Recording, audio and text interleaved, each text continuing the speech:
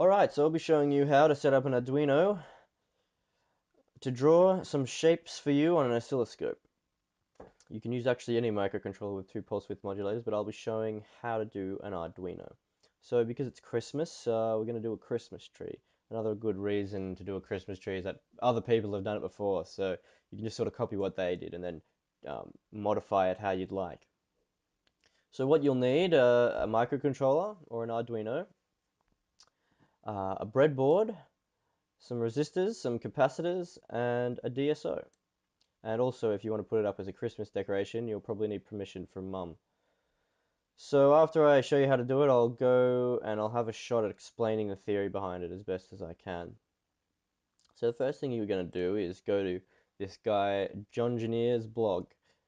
So he's explained how to set it up here, and he's also linked some nice code for you to download, which is right here, and he's given a nice diagram. It's showing that we've got the two Arduino outputs here. They go into two different RC low pass passive filters. And these two filters then output to the two inputs of the DSO. You'll see that the time constant here, which is resistance time capacitance, is 1 millisecond. It'd be good if you could sort of replicate a similar time constant. So once you've done that, you'll also go to the Arduino IDE, and then if you haven't, you should download this, and then we'll just note a few things about the code. So pins 5 and 6 are the ones that it's using, this code, and so just go to your circuit diagram of your Arduino. I've got an Arduino Nano, and then so pins 5 and 6 are here, these two ones here. So we just got to double check that those are the ones that they do have pulse width modulators pins, as it describes in the legend. So if yours doesn't have pulse width modulator pins, just change it to the ones that do. So say if only your pins 11 and 12 had pulse width modulators, then you just change these two numbers here.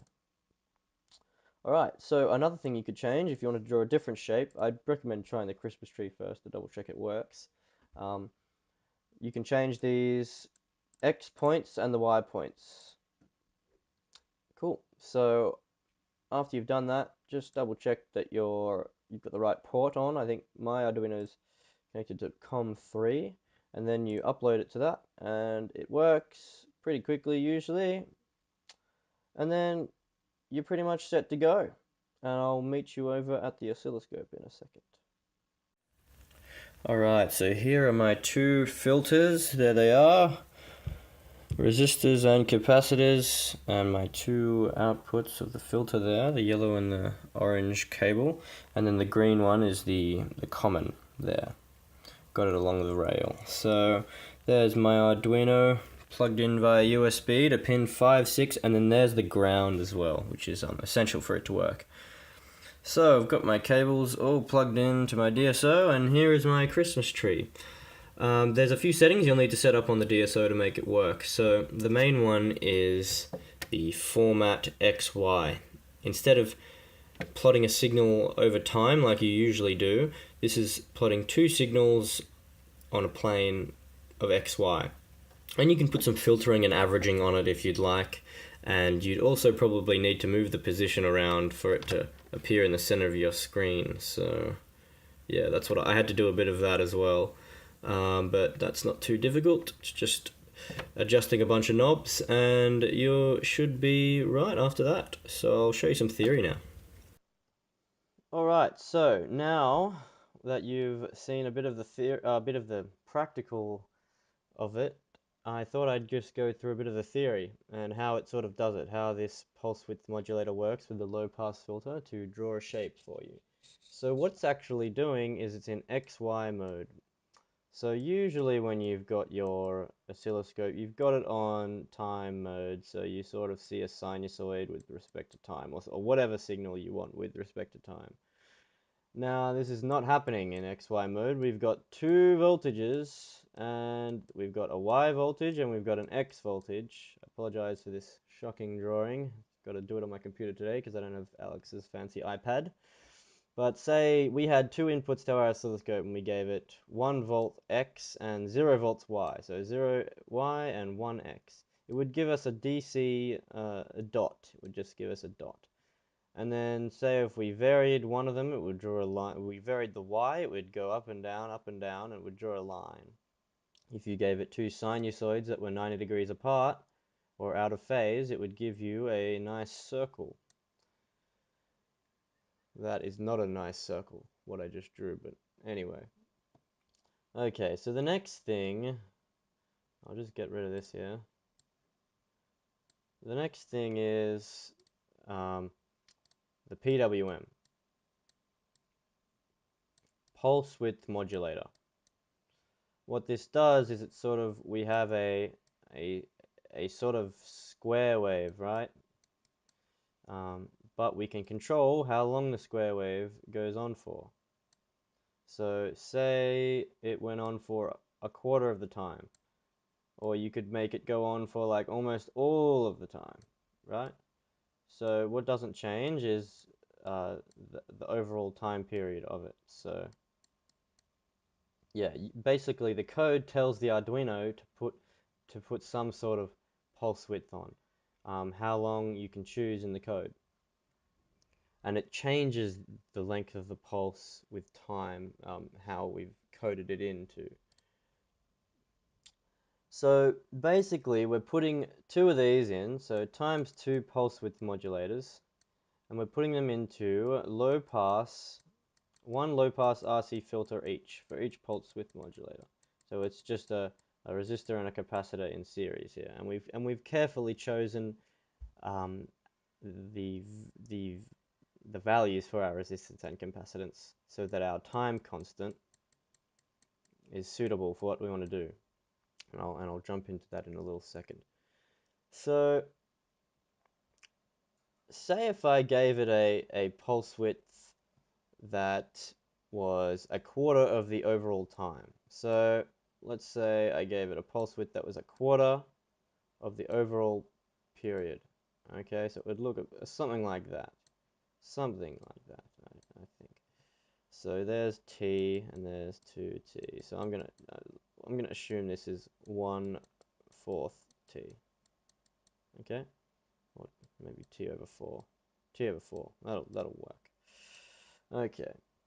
What's going to happen because of our carefully chosen time constant is we're going to get an output in red from the filter here of about a quarter of the overall voltage, of the peak voltage, sorry.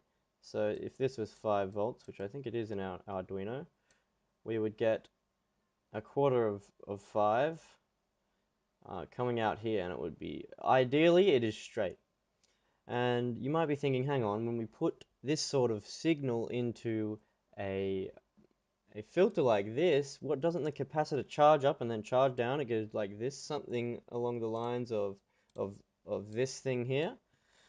Well, you're absolutely right, and it's doing that on a very small scale because our frequency of our PWM is so high, it doesn't actually get time to do a big charge up or a big charge down or a big charge up or a big charge down. Sorry, a big discharge, not charge down. Yeah, it doesn't actually get time because our time constant is too long for this compared to our PWM frequency, which I think is 62 kilohertz. Yeah. So the time of the PWM, or the overall period, is it's much less than the time constant of the filter. So we don't get a huge ripple like this. We don't get a huge ripple or anything. What we would get is something more along the lines of this. It's more straight. And you can see here, in this example, it's 3.3 volts, and the pulse width is on for exactly half the time. So you're seeing the blue voltage as the output of the filter, and it's actually half of the maximum voltage. If I put it as a quarter of the voltage, if I put the pulse width as a quarter of the overall time period, you'd get a quarter. You'd get uh, you get the voltage of the output being a quarter of the maximum voltage up here. So your equation would be the peak voltage, in this case it's 5, times the time period, or the time you leave the pulse on for, so I'm going to say the on time, and then the overall, so it's a ratio of the on time to the overall, so this one would be this one, and this one would be this one here. And that gives you your average voltage. And it's sort of having an averaging effect here when we have not too much ripple, and that's our desired effect. So say I can increase this pulse and I can decrease the pulse, and we can control how big our voltage gets, and it obviously doesn't it doesn't change instantly, so you get a drawing effect, because it's sort of moving towards the point.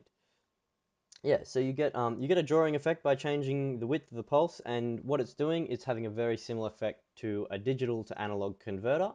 Well, it is a digital to analog converter, and because we're getting a digital signal and we're turning it into an analog signal using our low-pass filters. So hopefully that is enlightening for you, and I hope you have a good Christmas.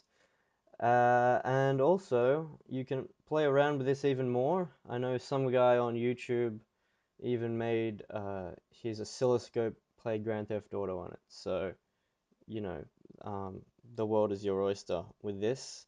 Yeah, goodbye.